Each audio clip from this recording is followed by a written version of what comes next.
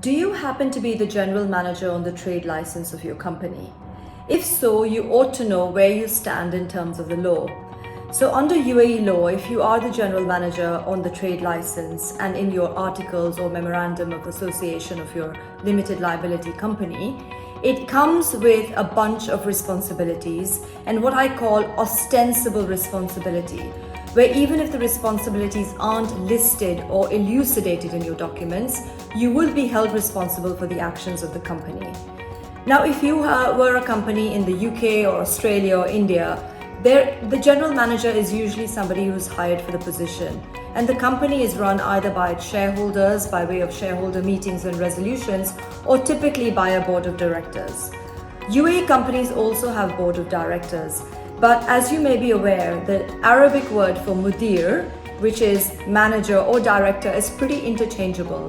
So if you think back and look at the thought process of the law does not typically distinguish between the director and the manager. It holds the person who is on the trade license very, very responsible for the actions of the company. Now, the reason I state this is because we've recently seen a lot of issues with UAE banks.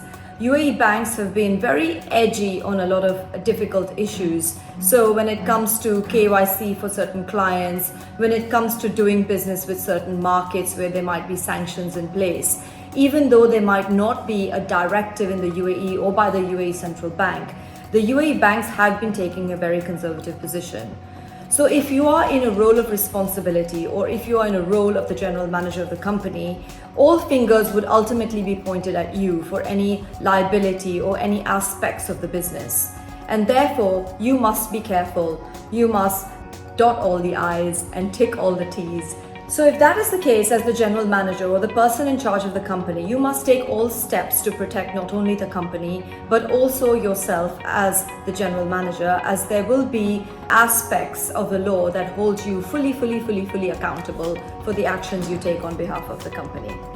So hope this helps. Obviously, the situation is different depending on where you are in the Middle East, but by and large, most of the Middle East countries do have a trade license and a commercial registration, and the people who are listed on those are held responsible for the actions of that company.